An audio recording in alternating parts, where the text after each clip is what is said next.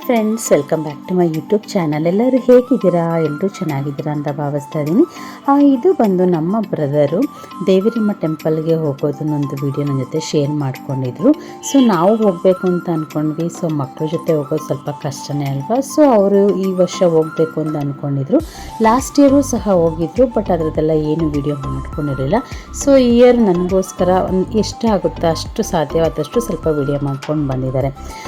ಇದು ದೇವಿರಮ್ಮ ಟೆಂಪಲ್ ಇರೋದು ಚಿಕ್ಕಮಗಳೂರಿಂದ 22 ಕಿಲೋಮೀಟ್ರ್ ಮಲ್ಲನಹಳ್ಳಿ ಅಂತ ಬರುತ್ತೆ. ಸೊ ಅಲ್ಲಿ ದೇವಿರಮ್ಮ ಟೆಂಪಲ್ ಇರೋದು. ಸುಮಾರು 3000 ಅಡಿ ಎತ್ತರದ ಬೆಟ್ಟ ಇರೋದು.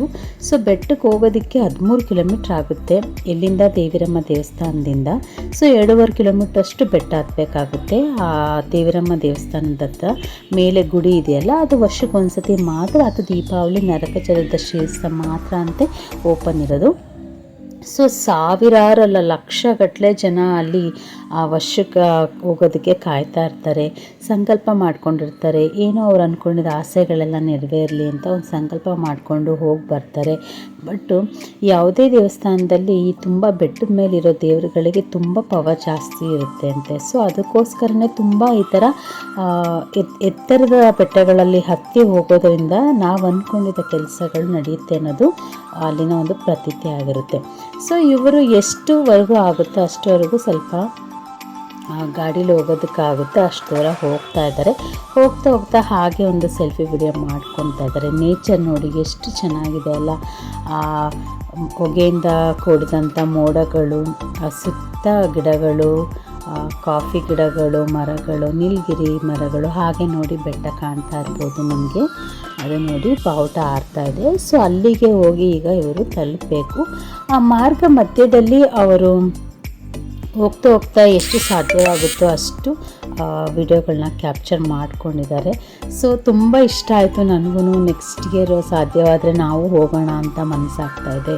ಇಷ್ಟು ಲಕ್ಷಾಂತರ ಜನ ಹೋಗಿ ವಿಸಿಟ್ ಮಾಡ್ತಾ ಇರ್ತಾರೆ. ಬಟ್ ಏನಂದರೆ ಇದು ವರ್ಷಕ್ಕೆ ಒಂದೇ ಸತಿ ಆಗಿರೋದ್ರಿಂದ ವರ್ಷವಿಡೀ ಕಾಯಬೇಕಾಗುತ್ತೆ. ಸೊ ನೋಡಿ ಇವರು ಏನು ಮರದ ದಿಮ್ಮಿ ತೊಗೊಂಡು ಬರ್ತಿದ್ದಾರೆ ಅಂತ ನಾನು ಅಂದ್ಕೊಳ್ತಾ ಇದ್ದೆ. ಸೊ ಇವರು ಏನು ಅರ್ಕೆ ಮಾಡ್ಕೊಂಡಿರ್ತಾರೆ. ಸೊ ಮರದ ದಿಮ್ಮಿ ತೊಗೊಂಡೋಗಿ ಅಲ್ಲಿ ನಾವು ದೇವಿಗೆ ಅರ್ಪಿಸ್ತೀವಿ ಇಂಥ ಕೆಲಸ ಆಗಲಿ ಅಂತ ಕೇಳ್ಕೊಂಡಿರ್ತಾರೆ. ಸೊ ಇದನ್ನು ಅಲ್ಲೇನೋ ತಯಾರು ಮಾಡಿ ಪೂಜೆ ಮಾಡಿ ಇಟ್ಟಿರ್ತಾರಂತೆ. ಸೊ ಅದೇ ಊರವರಾಗಿರೋದ್ರಿಂದ ಅದ್ರ ಬಗ್ಗೆ ಜಾಸ್ತಿ ಅವ್ರಿಗೆ ಗೊತ್ತಿರುತ್ತೆ. ನನಗೆ ಎಷ್ಟು ತಿಳ್ಕೊಂಡಿದ್ದೀನೋ ಅಷ್ಟನ್ನು ನಿಮಗೆ ಇನ್ಫಾರ್ಮೇಷನ್ ತಿಳಿಸ್ಕೊಡ್ತಾ ಇದ್ದೀನಿ. ಸೊ ಇದನ್ನು ಅವರು ಫುಲ್ಲು ಬೆಟ್ಟ ಹತ್ತಿ ಆ ತಾಯಿಗೆ ಅರ್ಪಣೆ ಮಾಡಿ ಅವರೇನೋ ಸಂಕಲ್ಪ ಮಾಡ್ಕೊಂಡಿರೋದು ನೆರವೇರಲಿ ಅಂತ ಹೇಳಿ ಆ ತಾಯಿಗೆ ಪೂಜೆ ಸಲ್ಲಿಸ್ಬಿಟ್ಟು ಬರೋದು. ಸೊ ವರ್ಷಕ್ಕೊಂದ್ಸತಿ ಇದು ಏನಕ್ಕೆ ತೆಗೆಯೋದು ಅಂದರೆ, ಮುಂಚೆ ಎಲ್ಲ ನನಗೆ ಅಲ್ಲಿನ ಊರಿನವರು ತಿಳಿಸಿದ ಪ್ರಕಾರ ಇದು ದಿನವೂ ಹೋಗಿ ಅಲ್ಲಿ ಬೆಟ್ಟದ ಮೇಲೆ ಹೋಗಿ ಪೂಜೆ ಮಾಡ್ತಿದ್ರಂತೆ. ಬಟ್ ದಿನವೂ ಹೋಗಿ ಪೂಜೆ ಮಾಡೋಕ್ಕಾಗಲ್ಲ ಅಮ್ಮ, ದಯಮಾಡಿ ನಮ್ಮ ಕೆಳಗಡೆ ಬೆಟ್ಟದ ಕೆಳಗಡೆ ಬಂದು ನೆಲೆಸಿ ತಾಯಿ ಪೂಜೆ ಮಾಡೋದಕ್ಕೆ ಅವಕಾಶ ಮಾಡಿಕೊಡಿ ಅಂತ ಕೇಳಿದ್ರಂತೆ. ಸೊ ಅದಕ್ಕೋಸ್ಕರ ಯಾವಾಗಲೂ ಕೆಳಗಡೆ ಪೂಜೆ ಮಾಡ್ತಾ ಇರ್ತಾರೆ. ಆದರೆ ವರ್ಷಕ್ಕೊಂದ್ಸತಿ ಮಾತ್ರ ಇಲ್ಲೇ ಬಂದು ನನಗೆ ಪೂಜೆ ಮಾಡಬೇಕು ಅಂತ ಕೇಳ್ಕೊಂಡಿದ್ರಂತೆ. ಸೊ ಅದಕ್ಕೋಸ್ಕರ ಅದು ದೀಪಾವಳಿ ನರಕ ಚತುರ್ದಶಿ ದಿವಸ ಬಂದು ಇಲ್ಲಿ ಯಾರೇ ಸಂಕಲ್ಪ ಮಾಡ್ಕೊಂಡಿದ್ದಾರೋ ತುಂಬ ಲಕ್ಷಾಂತರ ಜನ ಬಂದು ಇಲ್ಲಿ ತಾಯಿಗೆ ಪೂಜೆ ಸಲ್ಲಿಸಿ ದರ್ಶನ ಮಾಡ್ಕೊಂಡು ಹೋಗ್ತಾರೆ ಅಂತ. ಸೊ ನೋಡ್ತಾ ಇರ್ಬೋದು ಹೋಗ್ತಾ ಹೋಗ್ತಾ ಎಷ್ಟು ಚೆನ್ನಾಗಿದೆ ವ್ಯೂನ ಕ್ಯಾಪ್ಚರ್ ಮಾಡ್ಕೊಂಡು ಬಂದಿದ್ದಾರೆ. ನೋಡಿ ಎಷ್ಟು ಚೆನ್ನಾಗಿದೆ, ಪ್ರಕೃತಿ ಎಷ್ಟು ಚೆನ್ನಾಗಿ ಕಾಣುತ್ತಲ್ವ. ಸೊ ನಾವು ಅಂಥ ಪ್ಲೇಸಸ್ಗಳಿಗೆ ಹೋದಾಗ ನಮಗೆ ಆಗುವಂಥ ಒಂದು ವೈಬ್ರೇಷನ್ ತುಂಬ ಚೆನ್ನಾಗಿರುತ್ತೆ, ಪಾಸಿಟಿವ್ ಆಗಿರುತ್ತೆ ಅಂತಲೇ ಹೇಳ್ಬೋದು. ಎಷ್ಟು ಚೆನ್ನಾಗಿ ಕಾಣ್ತಾ ಇದೆ. ಸೊ ಹಾಗೆ ನೋಡ್ತಾ ಇರ್ಬೋದು ನೋಡಿ ಎಷ್ಟು ಜನಗಳು. ಆ್ಯಕ್ಚುಲಿ ನೈಟ್ ಮಳೆ ಬಂದಿತ್ತಂತೆ. ಅವರ ಮಾರ್ಗ ಮಧ್ಯದಲ್ಲಿ ಮಾತಾಡ್ಕೊಂಡು ಬರ್ತಾಯಿದ್ರು.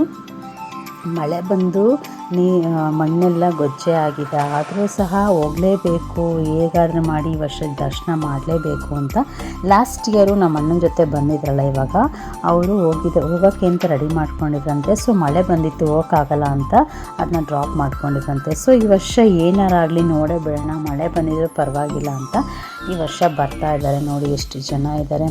ಒಬ್ಬರಿಂದ ಒಬ್ಬರು ಸಾಲಾಗಿ ಮರಗಳನ್ನ ಇಟ್ಕೊಂಡು ಸಪೋರ್ಟ್ ತಗೊಂಡು ಆ ಪ್ಲೇಸಸ್ಗೆ ಹೋಗೋದಕ್ಕೆ ಆತುರದಿಂದ ಹೋಗ್ತಾ ಇದ್ದಾರೆ. ಸೊ ಎಷ್ಟು ಚೆನ್ನಾಗಿ ಕಾಣ್ತಿದೆ ಅಲ್ವಾ. ಸೊ ನೋಡೋಕ್ಕೆ ಎಷ್ಟು ಚೆಂದ ಅನಿಸ್ತಾ ಇದೆ. ನಾವು ಹೋಗಿದ್ರೆ ತುಂಬ ಚೆನ್ನಾಗಿತ್ತು ಅಂತ ನನಗೂ ಕೂಡ ಅನ್ನಿಸ್ತಾ ಇದೆ.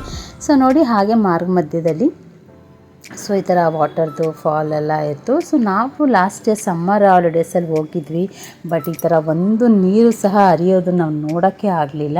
ಸೊ ಬೇಸಿಗೆ ಟೈಮಲ್ಲಿ ಯಾವುದೇ ಕಾರಣಕ್ಕೂ ಹೋಗಬಾರ್ದು. ಇಂಥ ವೆದರ್ ಇರೋ ಟೈಮಲ್ಲಿ ಹೋದರೆ ಸ್ವಲ್ಪ ನೋಡಿ ನೀರೆಲ್ಲ ನೋಡೋದಕ್ಕೆ ಮನ್ಸಿಗೆ ತುಂಬ ಖುಷಿ ಆಗುತ್ತೆ. ನಮ್ಮ ಬೆಂಗಳೂರಲ್ಲಿ ಈ ಥರ ನ್ಯಾಚುರಲ್ ಆಗಿರೋದು ನೋಡೋದು ತುಂಬ ಕಷ್ಟ. ಬಟ್ ಆರ್ಟಿಫಿಷಿಯಲ್ ಎಲ್ಲ ಮಾಡಿರ್ತಾರೆ, ಬಟ್ ನ್ಯಾಚುರಲಾಗಿ ನೋಡೋದು ತುಂಬ ಕಷ್ಟ ಆಗುತ್ತೆ. ಸೊ ಆವಾಗ ಅಕೇಶನ್ ಇಂಥ ಪ್ಲೇಸಸ್ಗಳಿಗೆ ಹೋದಾಗ ನಮಗೂ ಕೂಡ ಪಾಸಿಟಿವ್ ವೈಬ್ಸ್ ಕೂಡ ತುಂಬ ಚೆನ್ನಾಗಿರುತ್ತೆ.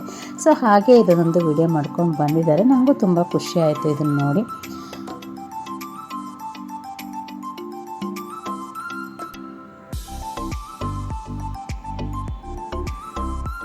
ಸೊ ನೀವು ಏನಾರು ಅಂದ್ಕೊಂಡಿದ್ರೆ ಹೋಗಬೇಕು ಅಂತ ಖಂಡಿತವಾಗ್ಲೂ ಸಾಧ್ಯವಾದರೆ ಹೋಗಿ ಬನ್ನಿ ಅಂತ ಹೇಳ್ತೀನಿ.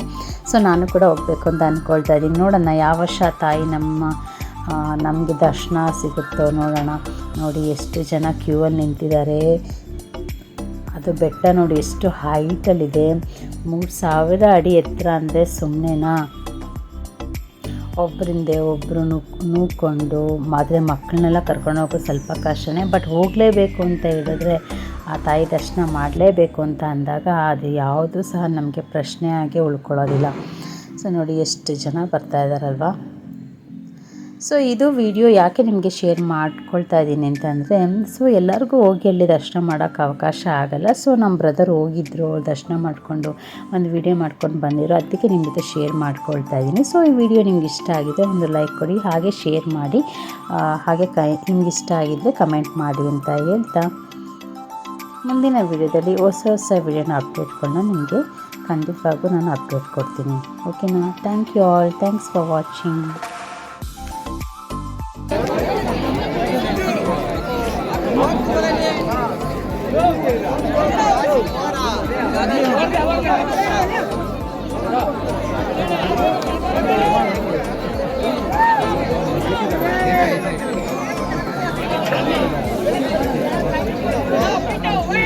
ಇಡ್ಲಿ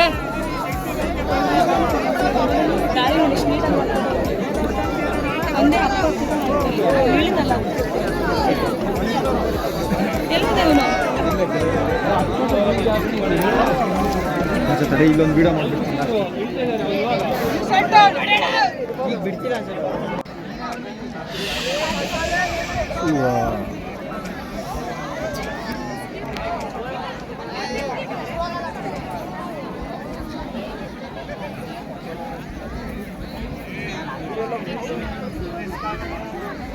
ಹೆಂಗೆ ಹೇಳ್ತೀವಿ?